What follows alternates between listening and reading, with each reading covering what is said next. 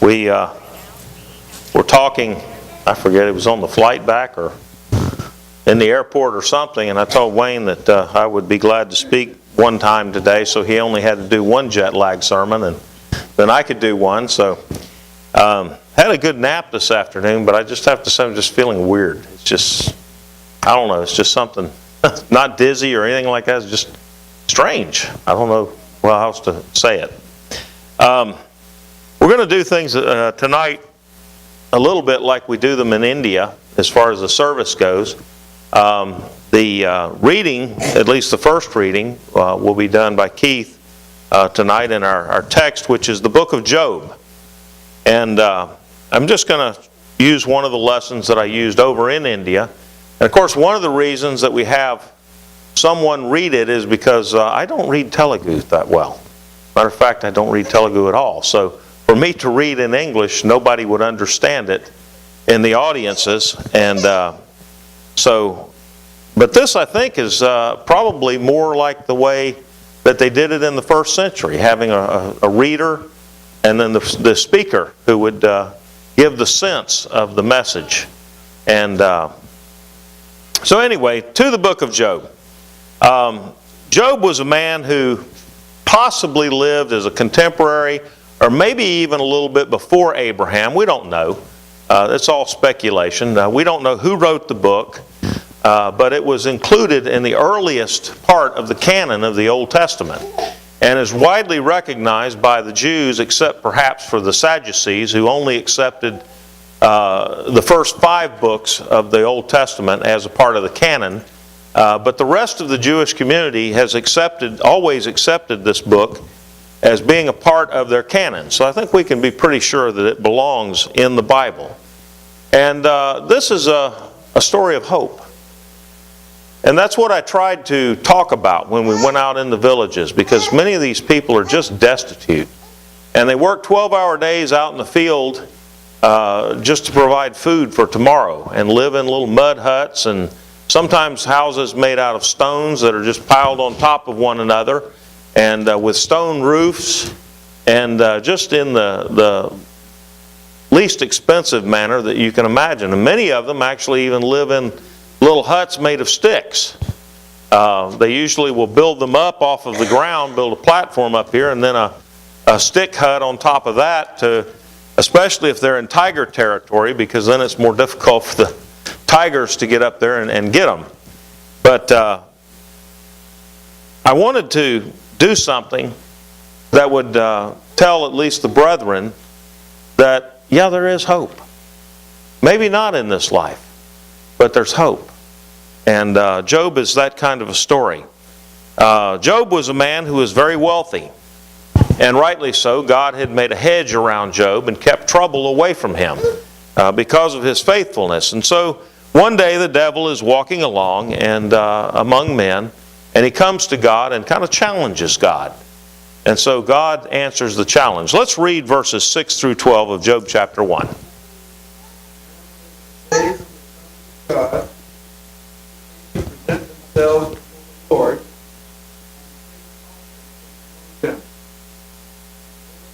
Satan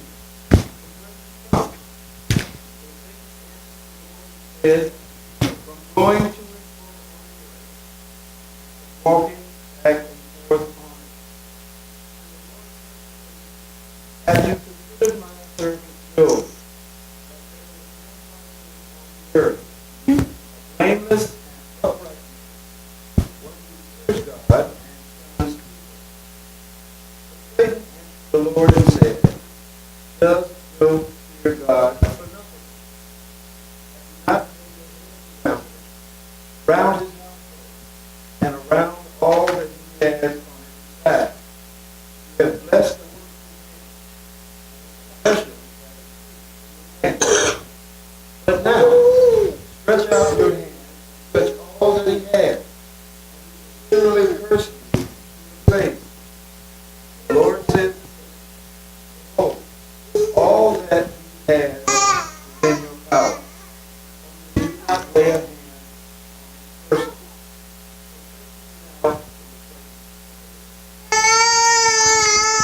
And And so we see here that Satan has challenged God, and God answers the challenge by saying, yes, you may take everything Job has, all of his wealth away from him, but you don't touch the man.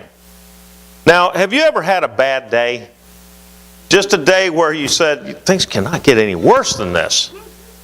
Bad days for some of us are just like, standard operating procedures for others, I have noticed. And some people will, oh, this is the most terrible thing in the world.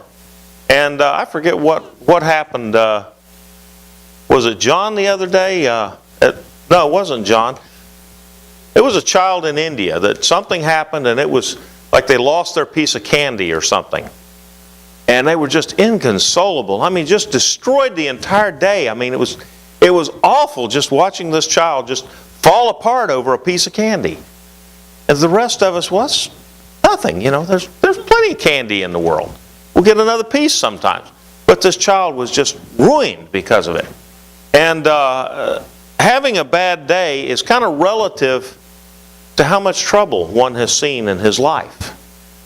And I'm sure when the first thing happened to Job, his thought was, man, it can't get any worse than this. Because here he is on the next day, his sons and daughters are eating and drinking wine.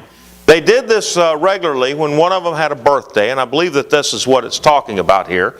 Upon their day, it says. And so on the birthday of the oldest son, they're in the oldest son's house, they're eating and drinking. And it says in the first paragraph here that when after these parties, Job would offer sacrifices for his children, lest one of them had sinned. And just in case, Job was so diligent about serving God that just in case one of them might have sinned, he would offer sacrifice. But here they are in the house and they're partying, and the oxen are plowing, the donkeys are feeding, and the Sabaeans attack. And a servant comes to Job and says they slew all of the servants, they took all of the oxen, and they took all of the donkeys. They're gone. And I'm sure Job was thinking, man, how could things possibly get any worse? But before this servant finishes speaking, another comes. It says, the fire of God fell from heaven on the sheep and killed all of them, and the servants. And I alone have escaped to tell you. And I'm sure Job's thinking, man, that's even worse. It can't get any worse than this. And then before he even finishes, another comes and says, the Chaldeans formed 3 bands and raided the camels and took all of your camels and slew the servants that were tending the camels. And so here is all of Job's wealth gone. And I'm sure at that point, the first thing that happened didn't really seem like all that big a deal. But the next thing had to trump all of those things. Because before that servant finishes speaking, another says, your sons and daughters were eating and drinking wine in their oldest brother's house, and a great wind came and blew the house down on all of them, killing all of your sons and all of your daughters and all of the servants, and once again, I alone am escaped to tell you. And now Job has lost all of his wealth, and he's lost his family. At that point, I'm sure the first piece of news now seemed like nothing at all. That's a bad day. I mean, I don't see how we can call it anything else. But Job arose and he tore his robe and he falls to the ground and he says some very telling words that have been many times repeated over the years. Naked came I out of my mother's womb, and naked shall I return there. The Lord gave, and the Lord has taken away. Blessed be the name of the Lord. I remember watching the movie Sounder about a dog, and the man had been taken away by the police for feeding his family, actually, and put in prison for that.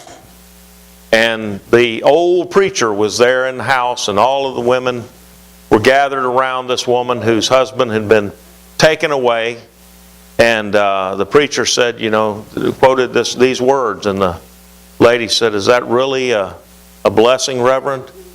He said, it's a blessing. It's a blessing. And I think Job was saying these words as a blessing. Naked came I from my mother's womb, and naked shall I return. It is a blessing. Because you know what? Yeah, we leave all of our wealth behind us. And you know, there are many jokes that are told about that, like the lady whose husband said, I want all of my money buried with me in the casket. And so she wrote him a check, put it in a box, and put it in his casket. And she said if he can cash the check, he can spend the money. You know, and we tell a lot of things like that. But the fact is, for the righteous, they're going to leave all of their heartaches, all sorrows, all pain, and all suffering behind them when they leave this world. And we're going to go to a place where there are no tears, no suffering, no death, and no saying goodbye to our loved ones anymore. And so yes, it is a blessing to go back into eternity naked from this world. Because we leave all of that bad stuff behind us. And I believe that's what Job's intention was when he said this. This was a glory to God that he mentioned here.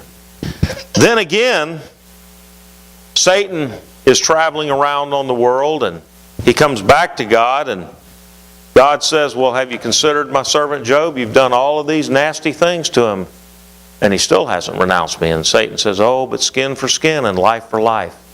You let me touch him, and he'll curse you. Because I'll make him miserable. And you know, if you make the man miserable, he will curse you, God. And God says, all right, you can touch Job, and you can take his health from him, but you don't take his life from him. You keep him alive. And so Satan struck Job with severe boils from his top of his head to the sole of his feet. And I know one man who was in chemotherapy, and he said at one point he had boils from his head to his feet. And he said, I know one place Job didn't have any boils, and that was on his tongue because he did too much talking. He said, I had a boil on my tongue and I couldn't talk at all. He said, it was absolute misery having boils all over my body like that. But that's what Job was covered with. And Job actually, it says, took a potsherd, that's a broken piece of pottery, to scrape those boils and try to get some relief from them. But he couldn't. And so at this point then, his three friends come to visit him. And it says when they saw Job, they didn't recognize him because of his misery. And by the way, his wife at this point said that, you still hold your integrity, curse God and die. Now in some sense, Job has actually even lost his wife when you think about it. Because she is encouraging him to sin. And Job said, woman, you're like the foolish women.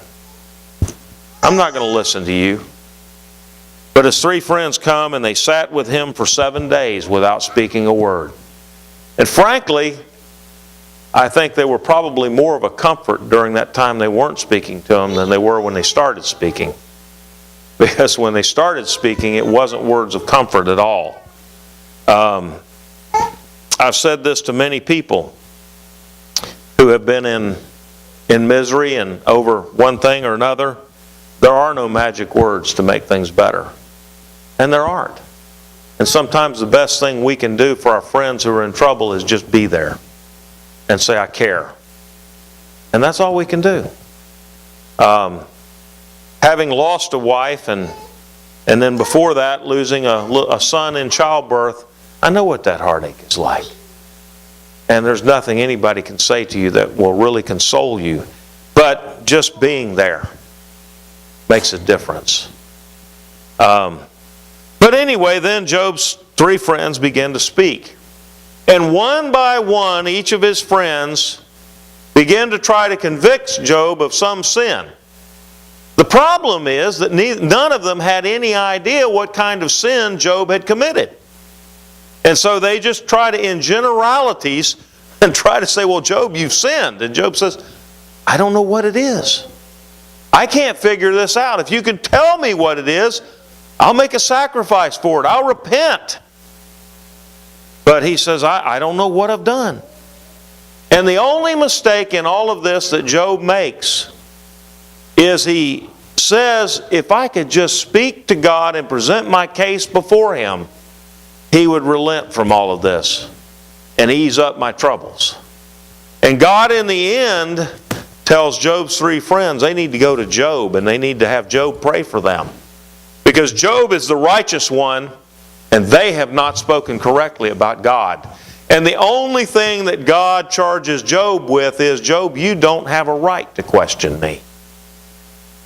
And you know, in the end of the story, Job is never told why all of this happened. He never, as far as we know, he never understands in his life on this earth why any of this has occurred to him. But at the end of the story, it says God restored to him twofold everything he had lost. Except for his children, he had 7 more sons, and he had 3 more daughters who were even more fair than the children he had before. I'm certain, though, that those 10 new children didn't in any way replace the ones that he lost. And that was a heartache he lived with for the rest of his life. But in this story, we do see hope. We see hope because Job maintained his righteousness throughout everything that occurred to him or occurred in his life. In Hebrews chapter 11 is called the Hall of Faith. And it talks about, or begins with the righteousness of Abel. And Abel offered a better sacrifice than Cain. And Cain got jealous about it. And so Cain slew his brother Abel. But it says that Abel obtained the testimony that he was righteous. And it says, though he being dead, he yet speaks to us. And you know, though Job is now dead, Job still speaks to us. And what was the blessing in all of this happening to Job? Perhaps it wasn't so much for Job, but Job has become an inspiration to everyone who has read his story since. And we won't read the whole 44 chapters, or we will be here till midnight tonight, and I'm sure you don't want to do that. But we see throughout this hall of faith in Hebrews chapter 11. By faith, Abraham, when he was called out of his place of comfort, out of the land that he had grown up in and knew everybody, he went to a land that God said, I will show you. He didn't know what that land was like. He had no idea where he was going, but God guided him over there. And Abraham got up and left. And when God then called Abraham again and told him, I want you to offer your only begotten son, or excuse me, not your only begotten, I'm getting confused. It's Wayne's jet lag that's the problem. You're the son of promise. Ishmael was his other son, but Isaac was his son of promise. Said, get up and offer him on Mount Moriah. And to me, Abraham didn't question God. Abraham got up, he took his son, he took 2 servants, and he went to Mount Moriah, leaving the servants behind at some point. And he told his servants, the child and I will come back to you. And it says in Hebrews chapter 11 that Abraham believed that God would raise Isaac from the dead.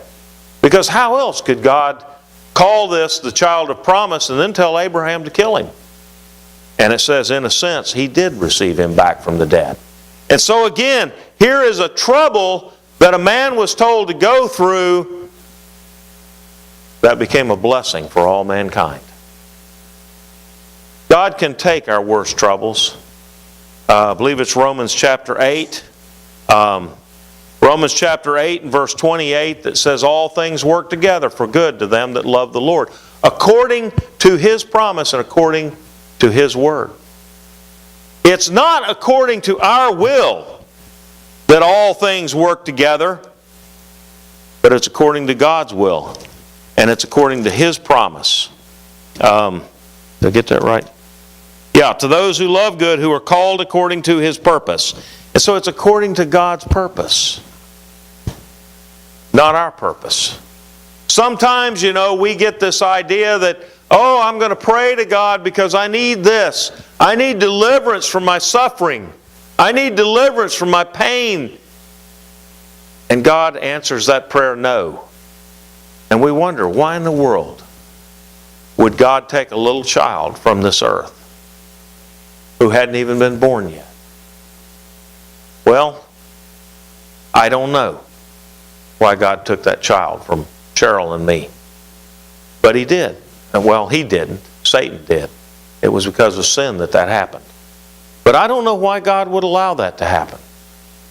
And to this day, I don't know what good came from it, but there is some good that came from it. Something happened, maybe nothing more than I grew because of it. And God oftentimes answers our prayers no, because what we want is not what's best for us. And what He has in store for us, we need to understand is always better in the end than what we've asked for. Here Job got something much better in the end than what he had when he started out. Abraham got something much better in the end than what he thought he wanted in the beginning. He thought he wanted his son to live. But in the end, Isaac was taken to Mount Moriah, and later on Mount Moriah was called Jerusalem. And Isaac became a forerunner of God's only begotten Son, Jesus Christ, who was offered for all mankind on Mount Moriah. And thus, Isaac became a type of the salvation that all men everywhere would receive. And so God's blessing to Abraham for doing this was something greater than he could have ever imagined. Yes, in Hebrews chapter 11, beginning with verse 39, we read, "And all these, having gained approval through their faith, did not receive what was promised, because God had provided something better for us, so that apart from us they would not be made perfect. Therefore, since we have so great a cloud of witnesses surrounding us, let us also lay aside every encumbrance and the sin which so easily entangles us, and let us run with endurance the race that is set before us, fixing our eyes on Jesus, the author and perfecter of faith, who for the joy set before Him endured the cross, despising the shame, and has sat down at the right hand of the throne of God." How did Job endure the affliction that was brought upon him? Because he had his hope set on something greater than anything this world had to offer. How did Abraham endure the afflictions that were placed upon him? Because he had his hope set really on Jesus Christ. How did Paul and Silas, who were imprisoned and put in stocks, start singing songs at midnight when the jail doors opened? Because they had their sights set on Jesus Christ. The way to deal with misery and the way to deal with anguish and pain is to try to think about Jesus Christ. Focus your sights on Him, who is the deliverer from all of these things. And you can have some ease from your affliction. And you can get through it. And it can increase your faith. And you know, there are ways that can be a benefit that you'll never figure out until maybe something completely unforeseen happens. Like one night on a Thursday night this past month, I forget which one now, I was preaching in a little village there in Hyderabad. We were in a little house, actually, across the street from some high-caste Hindus.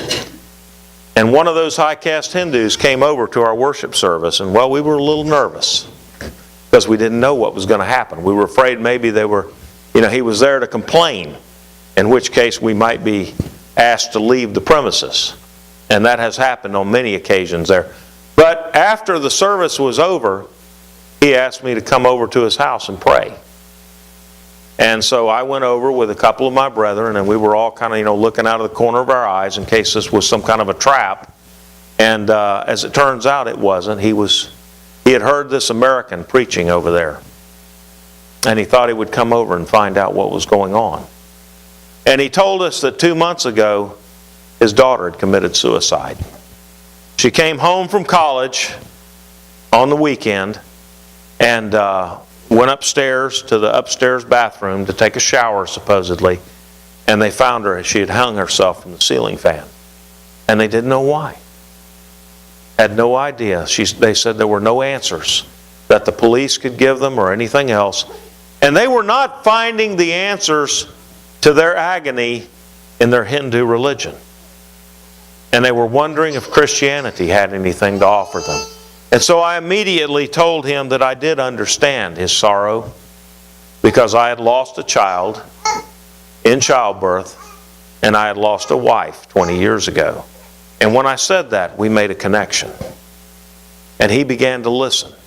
And so I began to talk to him about several passages of Scripture using the Psalms, talked to him just briefly about Job, and then went to some of the Psalms and talked to him there. And then the next night, 3 of us went back.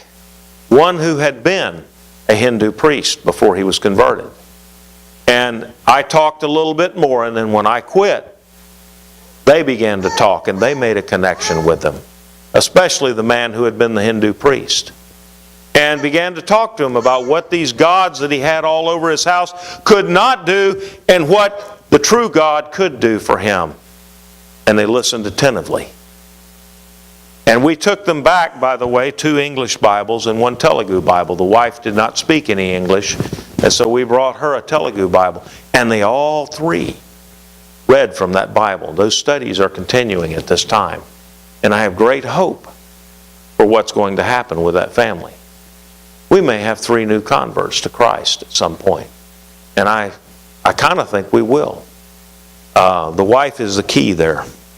But, I never could have thought when Cheryl passed away that I would be able to use that to perhaps bring somebody who was lost to Jesus Christ.